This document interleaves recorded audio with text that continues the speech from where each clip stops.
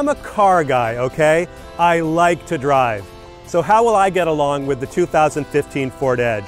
It's packed to the brim with robot driving aids, and on a basic philosophical level, they sort of freak me out.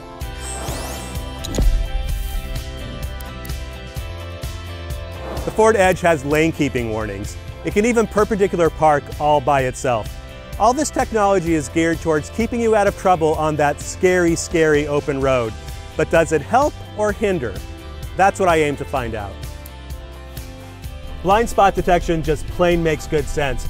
So when a car enters your blind spot, an LED lights up on your side mirror, letting you know that a car is lurking in the adjacent lane. I think you actually need features like this for a car that's so big.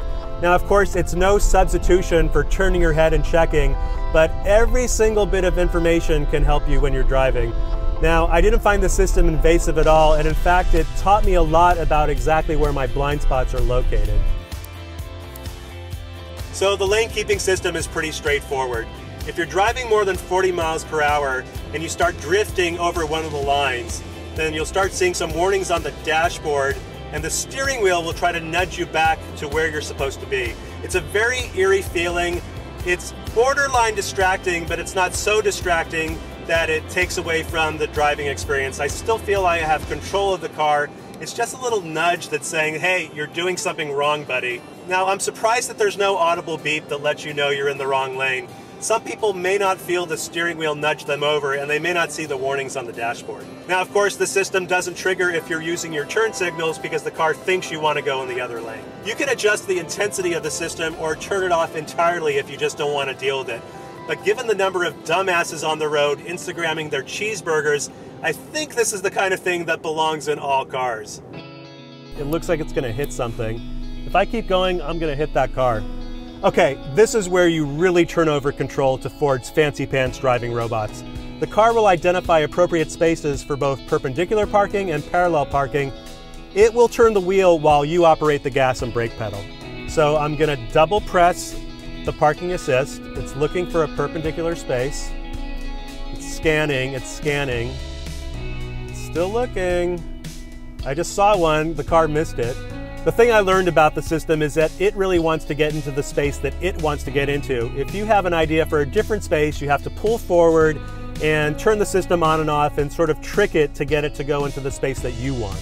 Okay, here's another one. Let's see if it finds this one. Oh, hey, it found a spot. So it wants me to pull forward to get to a starting point.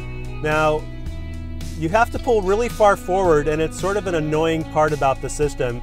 Sometimes you have to pull so far forward, you get the feeling, well, wait a second, someone's going to slide into that spot that the car just identified.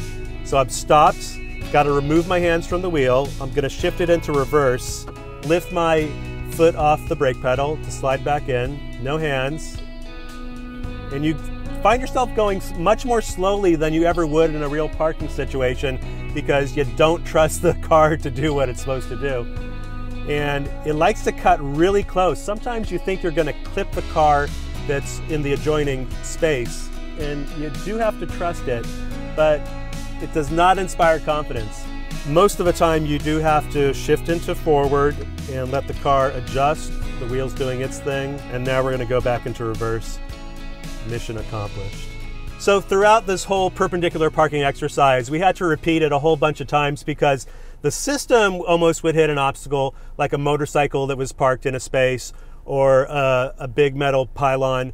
So you are always in control of the brakes and gas, and you really need to be because sometimes the computer wants to navigate you into some place where you really shouldn't be.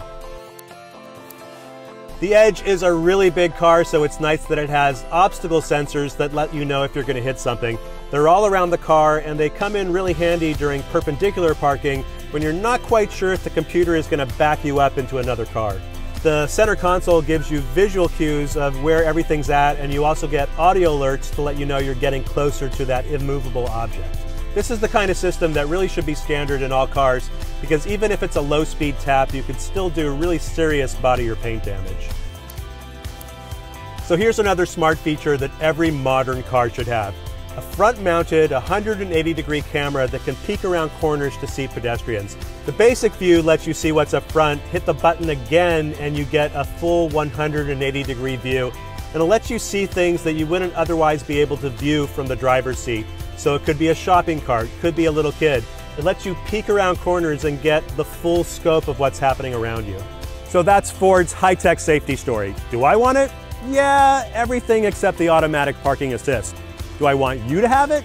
Yes, most definitely, because I don't trust your driving and I want you to stay away from me on the open road.